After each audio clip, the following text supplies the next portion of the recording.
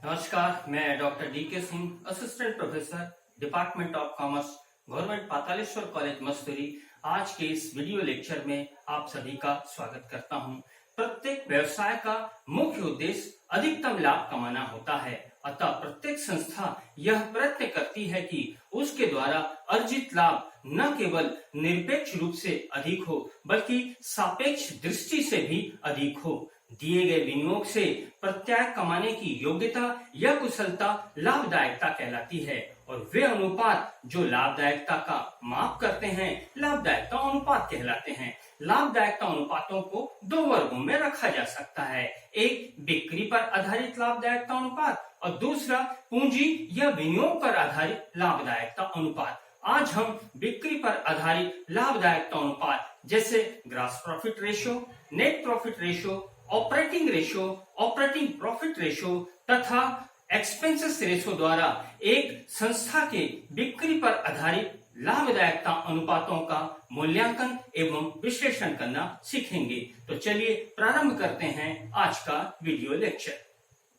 लाभदायकता अनुपात संस्था के संसाधनों के सर्वोत्तम उपयोग द्वारा अधिकाधिक लाभ कमाने की क्षमता फर्म की लाभदायकता कहलाती है। लाभदायकता बिक्री की मात्रा, उत्पादन लागत और वित्तीय संसाधनों के प्रयोग आदि पर निर्भर करता है, जिसका माप लाभदायकता अनुपातों की सहायता से किया जा सकता है। ये लाभदायकता अनुपात निश्चयात्मक रूप से यह बतलाते हैं कि संपूर्ण प्रबंध की कार्यकुशलता क्या है।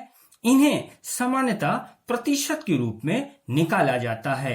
अध्ययन की सुविधा की दृष्टि से हम इन्हें दो वर्गों में विभक्त कर सकते हैं, ए बिक्री पर आधारित लाभदायकता और बी पूंजी पर आधारित लाभदायकता। पहले हम देखते हैं बिक्री पर आधारित लाभदायकता अनुपात। लाभ की दृष्टि से यह महत्वपूर्ण है कि संस्था की बिक्री की प्रत्येक इकाई पर उचित लाभ कमाया जाए। यदि बिक्री में उचित लाभ उपांत प्रॉफिट मार्जिन नहीं होगी तो संस्था के लिए स्थायी लागतों एवं ऋणों पर ब्याज की पूर्ति करना तथा अंशधारियों को उचित लाभ या लाभांश प्रदान करना मुश्किल होगा। इसलिए बिक्री के संदर्भ में लाभदायकता की माप के लिए मुख्य रूप से निम्नलिखित अनुपातों की गणना की जाती है। पहला है सकल लाभ अनुपात या ग्रॉस प्रॉफिट रेशियो।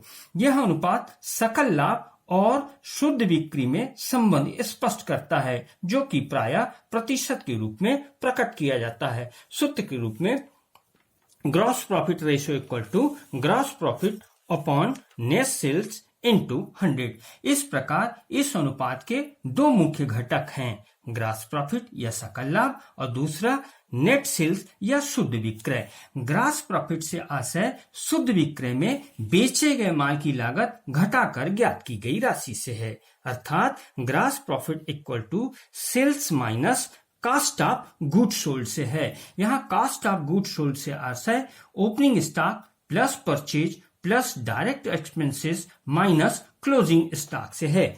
यदि प्रश्न में शुद्ध लाभ दिया हो तो उसमें समस्त अप्रत्यक्ष व्ययों तथा वित्तीय व्ययों को जोड़कर तथा आयों को घटाकर सकल लाभ ज्ञात किया जाता है, जबकि शुद्ध विक्रय से आशय कुल विक्रय में बिक्री वापसी को घटाकर ज्ञात की गई राशि से है, अर्थात net sales equal to cash sales plus credit sales minus sales return. नगद बिक्री धन उधार बिक्री माइनस विक्रय वापसी से है। यह अनुपात व्यापारिक कुशलता तथा संस्था की लाभ कमाने की क्षमता का प्रतीक होता है। यह अनुपात यह बतलाता है कि विक्रय पर कितना प्रतिशत सकल लाभ हुआ। यह अनुपात जितना अधिक होता है व्यवसाय उतना ही लाभप्रद माना जाता है। इस अनुपात का कोई आदर्श प्रमाप नहीं है, किंतु यह अनुपात इतना अवश्य होना चाहिए जिससे कि सभी संचालन या परिचालन व्ययों, ह्रास, ऋणों पर ब्याज तथा लाभांश व कोषों की व्यवस्था इसमें से ही की जा सके।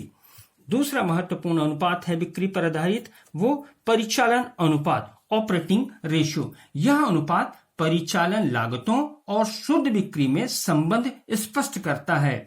यह अनुपात संस्था की परिचालन अर्थात उत्पादन एवं क्रय विक्रय की कुशलता का माप करने के लिए ज्ञात किया जाता है। इसकी गणना परिचालन लागत में शुद्ध बिक्री का भाग देकर ज्ञात किया जाता है। सूत्र के रूप में cost of good sold plus operating expenses divided by net sales into 100। इस प्रकार हम देखते हैं कि इस अनुपात के 3 मुख्य घटक हैं, cost of good sold, operating expenses और नेट सेल्स।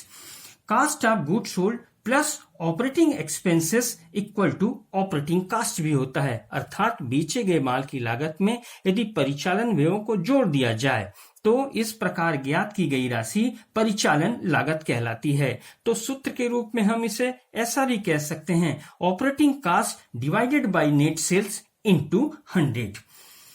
यहाँ परिचालन लागत से आशय बेचे गए माल की लागत एवं परिचालन व्ययों से है और बेचे गए माल की लागत प्रारंभिक स्कंद धन क्रय धन प्रत्यक्ष व्ययों अर्थात क्रय एवं निर्माण से संबंधित व्यय और माइनस अंतिम स्कंद से होता है, जबकि परिचालन व्ययों में कार्यालय एवं प्रशासन व्यय, ऑफिस एंड एडमिनिस्ट्रेशन एक्सपेंसेस, बिक्री एवं वितरण व्यय, सेलिंग एंड डिस्ट्रीब्यूशन एक्सपेंसेस, अल्पकालीन ऋणों पर ब्याज, डूबंत ऋण, कटौती एवं मूल्यह्रास आदि से है। शुद्ध बिक्री का भी तात्पर्य यहाँ पर कुल विक्रय में वापसी को घटाने के पश्चात ज्ञात की गई राशि से है। परिचालन अनुपात व्यवसाय की कार्यकुशलता एवं लाभार्जन क्षमता का माप होता है। यह अनुपात यह बतलाता है कि शुद्ध विक्रय का कितना प्रतिशत प्रत्यक्ष एवं अप्रत्यक्ष व्ययों द्वारा शोषण कर लिया गया है। इसलिए यह अनुपात जितना कम होता है गैर परिचालन व्ययों के लिए अर्थात ब्याज, लाभांश आदि को पूरा करने के लिए उतना ही अधिक लाभ उपलब्ध है तथा शुद्ध लाभ भी अधिक होगा। इसके विपरीत यह अनुपात अधिक होने पर गैर परिचालन व्ययों की पूर्ति के लिए कम लाभ शेष रहेगा, जिससे शुद्ध लाभ भी कम होगा, जो व्यवसायिक क्षमता की कमी का प्रतीक है। बिक्री पर आधारित तीसरा महत्वपूर्ण अनुपात है परिचालन लाभ अनुपात। इसे शुद्ध परिचालन आय अनुपात नेट ऑपरेटिंग इनकम रेशो भी कहते हैं। यह अनुपात परिचालन लाभ तथा शुद्ध विक्रय में संबंध स्थापित करता है। सूत्र के रूप में operating profit ratio equal to operating profit divided by net sale into 100। इस प्रकार हम देखते हैं कि इस अनुपात के भी 2 मुख्य घटक हैं, ऑपरेटिंग प्रॉफिट और दूसरा नेट सेल्स।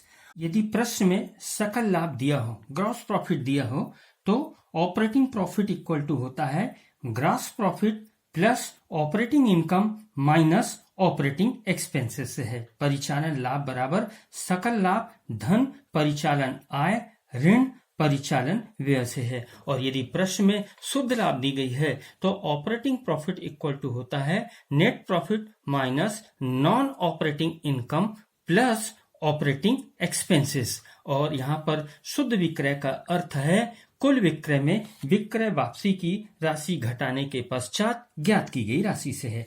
परिचालन अनुपात ऑपरेटिंग प्रॉफिट रेशो एवं परिचालन अनुपात ऑपरेटिंग रेशो दोनों एक दूसरे के पूरक हैं। इन दोनों का जोड़ 100 होता है, अर्थात यदि ऑपरेटिंग रेशो 80% है तो operating profit ratio 100 minus 80 equal to 20% होगा। परिचालन अनुपात में जितनी वृद्धि होती है उतनी ही मात्रा में परिचालन लाभ में कमी आती है और परिचालन अनुपात में जितनी कमी आती है परिचालन लाभ अनुपात में उतनी ही वृद्धि होती है। यह अनुपात जितना अधिक होगा संस्था की क्रियात्मक कार्य क्षमता उतनी ही अधिक होगी। ऊंचे परिचालन लाभ अनुपात का अर्थ है संस्था न केवल विक्रय वृद्धि में सफल हुई है बल्कि वह अपने परिचालन व्ययों या लागतों को भी कम करने में सक्षम है। अगला महत्वपूर्ण बिक्री पर आधारित अनुपात है व्यय अनुपात, एक्सपेंसेस रेशियो।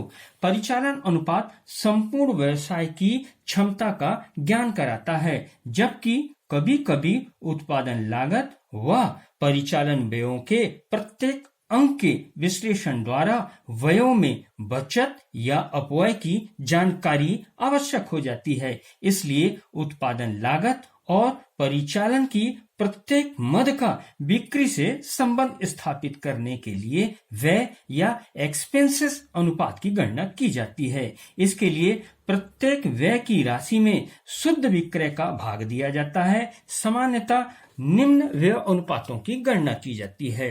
पहला देखिए, administration expenses ratio equal to administrative expenses divided by net sales into 100। प्रशासन व्यय में हम शुद्ध विक्रय का भाग देकर प्रशासन व्यय अनुपात ज्ञात करते हैं। इसी प्रकार दूसरा महत्वपूर्ण व्यय अनुपात है selling and distribution expenses ratio equal to selling and distribution expenses upon net sales into 100। अर्थात बिक्री एवं वितरण व्ययों में शुद्ध विक्रय का भाग देकर बिक्री एवं वितरण व्यय अनुपात की गणना की जाती है।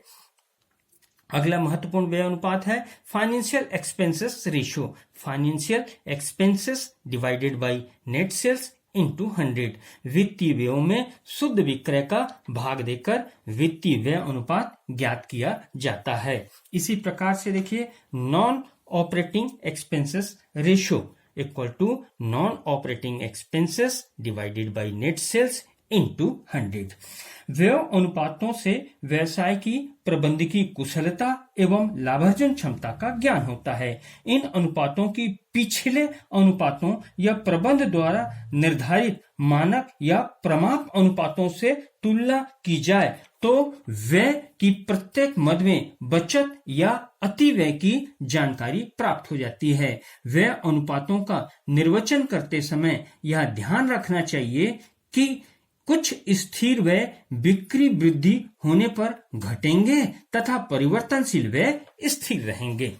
बिक्री पर आधारित अंतिम महत्वपूर्ण अनुपात है शुद्ध लाभ अनुपात या नेट प्रॉफिट रेशियो। यह अनुपात एक फर्म के विक्रय तथा शुद्ध लाभ के बीच संबंध प्रकट करता है। शुद्ध लाभ विशेष लेखांकन अवधि में आगम व्ययों पर आधिक्य है। यह मुख्य व्यवसाय के लाभ तथा गौण कार्यों के लाभ का योग है। दूसरे शब्दों में परिचालन लाभ में गौण लाभ को जोड़कर शुद्ध लाभ की गणना की जाती है। इस अनुपात की गणना निम्न सूत्र की सहायता से की जाती है। Net profit ratio equal to net profit after tax upon net sales into 100। इस प्रकार हम देखते हैं कि इस अनुपात के भी दो महत्वपूर्ण घटक है, नेट प्रॉफिट और दूसरा नेट सेल्स। शुद्ध लाभ की गणना परिचालन लाभ में गैर परिचालन आय जैसे विनियोगों पर ब्याज या लाभांश, स्थायी संपत्तियों की बिक्री पर लाभ आदि को जोड़कर तथा परिचालन व्ययों जैसे स्थायी संपत्तियों की बिक्री से हानि, वैधानिक क्षति हेतु आयोजन आदि घटाकर ज्ञात किया जाता है। यदि प्रश्न में सकल लाभ दिया हो तो नेट प्रॉफिट इक्वल टू होगा gross profit minus administration expenses minus selling and distribution expenses minus financial charges, या net profit equal to gross profit minus indirect expenses, या net profit equal to gross profit minus operating expenses minus non operating expenses plus non operating income से है। इस अनुपात की गणना यदि प्रबंधकीय कुशलता के माप के लिए की जाती है तो कर से पूर्व शुद्ध लाभ नेट प्रॉफिट बिफोर टैक्स का प्रयोग किया जाता है, किंतु यदि इस अनुपात की गणना स्वामियों के लिए या दो संस्थाओं की तुलना हेतु किया जाए तो कर पश्चात शुद्ध लाभ नेट प्रॉफिट आफ्टर टैक्स का प्रयोग किया जाता है, जैसा कि इस सूत्र में दिया है। शुद्ध लाभ अनुपात की गणना में शुद्ध बिक्री का अर्थ वही है जो पूर्व के अनुपातों में था, अर्थात सकल बिक्री में बिक्री वापसी की राशि घटाकर ज्ञात की गई राशि से है। यह अनुपात संपूर्ण व्यवसाय की कुशलता एवं लाभदायकता का सूचक होता है। यह अनुपात न केवल आगमों की वसूली एवं लागतों की पूर्ति करने के संबंध में कुशलता को दर्शाता है, बल्कि प्रबंध को स्वामियों की पूंजी पर जोखिम एवं उचित प्रत्याय दिलाने की जानकारी भी प्रदान करता है। इसलिए यह अनुपात जितना अधिक होगा, संस्था की कार्य क्षमता एवं लाभदायकता उतनी ही अधिक होगी। इसके विपरीत यह अनुपात जितना कम होगा, संस्था की कार्यकुशलता उतनी ही कम होगी। शुद्ध लाभ तथा परिचालन लाभ का अंतर संस्था के गौण कार्यों के महत्व का प्रतीक होता है। अब हम एक उदाहरण की सहायता से बिक्री पर आधारित विभिन्न अनुपातों को हल करना सीखेंगे। पेंटेक्स लिमिटेड का 31 मार्च 2020 को समाप्त होने वाले वर्ष का व्यापार एवं लाभ हानि लेखा निम्न प्रकार है। ये दिया है trading profit and loss account, stock 60,000, purchases 4,20,000 का, वेजेस 28,000, कैरीज ग्रॉस प्रॉफिट, इधर ये sales minus sales return, closing stock और एक्सपेंसेस में देखिएगा office expenses, selling distribution expenses, non operating expenses, net profit दिया हुआ है फिर, और नॉन ऑपरेटिंग इनकम। कैलकुलेट करना है हमको gross profit ratio, operating profit ratio, operating ratio, expenses ratio और नेट प्रॉफिट रेशियो। अब हम देखते हैं इसको। सबसे पहले ग्रॉस प्रॉफिट की गणना करते हैं।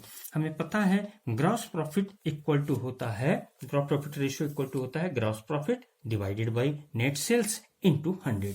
इस प्रश्न में देखें ग्रॉस प्रॉफिट दिया है 3,84,000, 3,84,000 अपॉन नेट सेल्स लेते हैं। नेट सेल्स का अर्थ है कि कुल विक्रय में वापसी को घटा करते हैं। यहाँ देखिए इसकी कुल विक्रय है 8,20,000 और वापसी 20, तो हम प्रयोग करेंगे 8 लाख रुपए का, तो डिवाइडेड बाई हो जाएगा यहाँ पर 8 लाख रुपए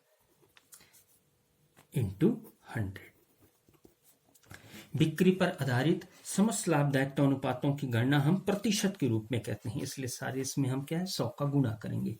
ये आ जाएगा 48%, यानी संस्था की सकल लाभ जो अनुपात है वो है 48%।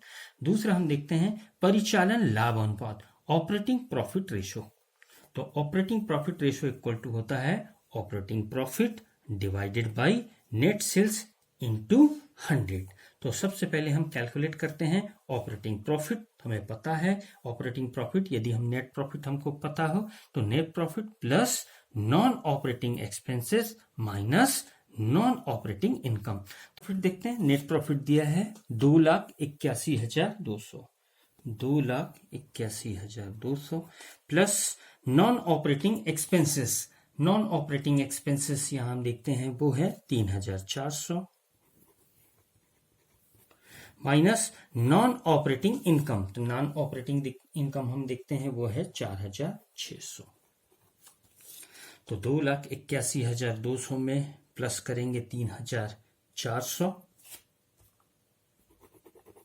और माइनस करेंगे 4,600, तो ये आ जाएगा 2,80,000।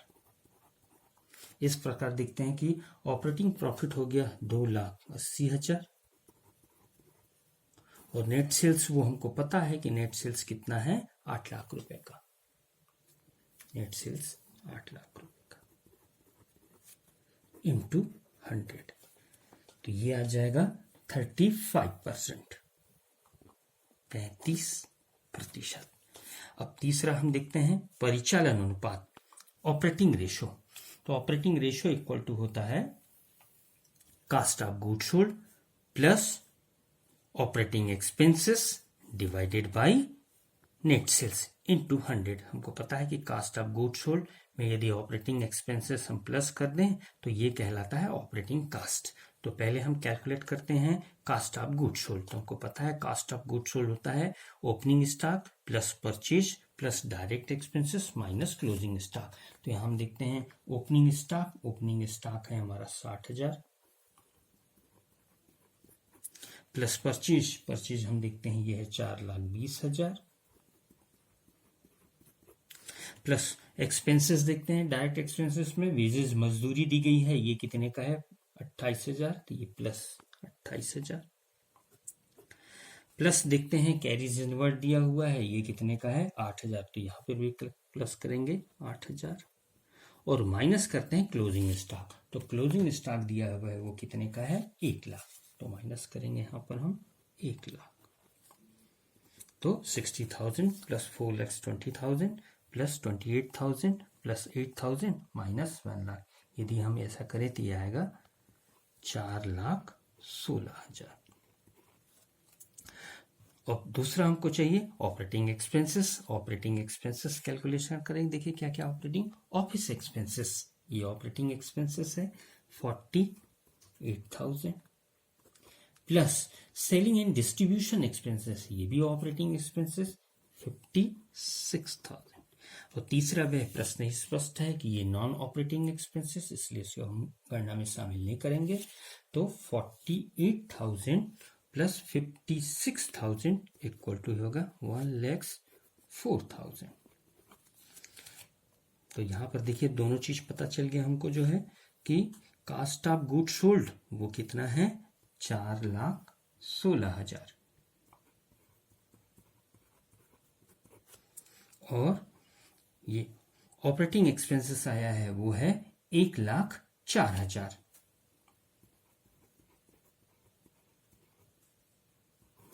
डिवाइडेड बाई नेट सेल्स हमको पता है वो कितने का है 8 लाख, नेट सेल्स वो कितने का है 8 लाख इंटू 100, तो 4,16,000 में हम जोड़ते हैं 1,04,000, तो ये आ जाएगा 5,20,000, 5,20,000 डिवाइड करेंगे यहाँ हम कितने से 8 लाख से और मल्टीप्लाई होगा 100 से, तो ये आएगा 65%। छात्रों हमें पता है कि ऑपरेटिंग प्रॉफिट रेशो और ऑपरेटिंग रेशो इन दोनों में बड़ा घनिष्ठ संबंध होता है। ऑपरेटिंग प्रॉफिट रेशो और plus operating ratio equal to 100 होता है। यदि 100 में हम ऑपरेटिंग प्रॉफिट रेशो माइनस कर दें तो ऑपरेटिंग रेशो आ जाता है, और यदि 100 में हम माइनस करेंगे ऑपरेटिंग रेशो तो ऑपरेटिंग प्रॉफिट रेशो आ जाता है।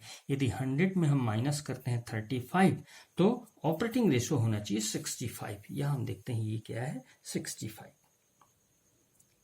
या 100 में हम 65 माइनस करते हैं तो ऑपरेटिंग प्रॉफिट रेशो आना चाहिए 35%, ये है देखिए 35%। अब अगला अनुपात है वो है व्यय अनुपात।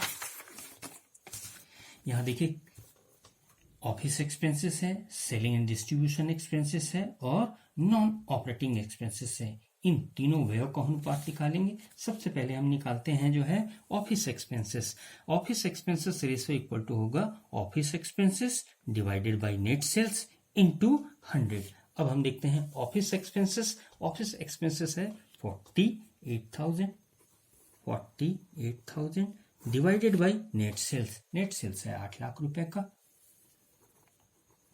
8 लाख और इंटू 100, ये आ जाएगा 6%, यानी ऑफिस एक्सपेंसेस शुद्ध बिक्री का 6% है।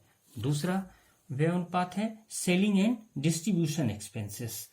तो selling and distribution expenses ratio equal to selling and distribution expenses divided by net sales into 100।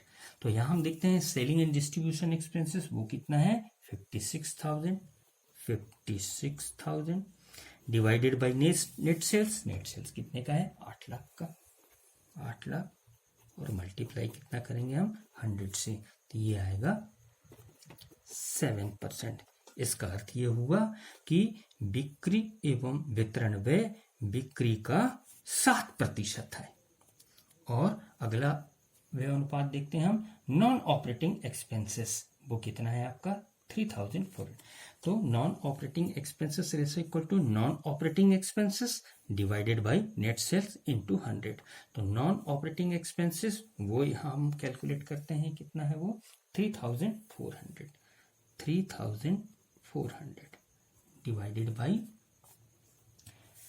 Net sales वो कितने का है 8 लाख,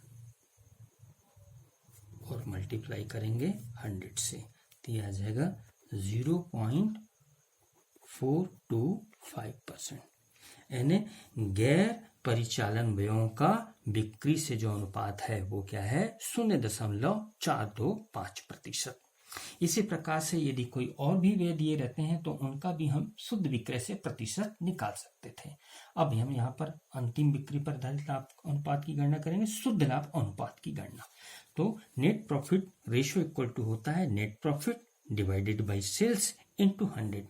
प्रश्न में स्पष्ट रूप से दिया है नेट प्रॉफिट वो कितना है 2,81,200, और शुद्ध विक्रय वो हमको पता है वो कितना है 8 लाख। शुद्ध विक्रय कितना है 8 लाख इंटू 100, तो ये आएगा 35.15%। यानी संस्था की शुद्ध लाभ का बिक्री से अनुपात 35.15% है। छात्रों, आज के वीडियो में बस इतना ही। अगले वीडियो में हम पूंजी पर आधारित लाभदायकता अनुपात की गणना करना सीखेंगे। धन्यवाद।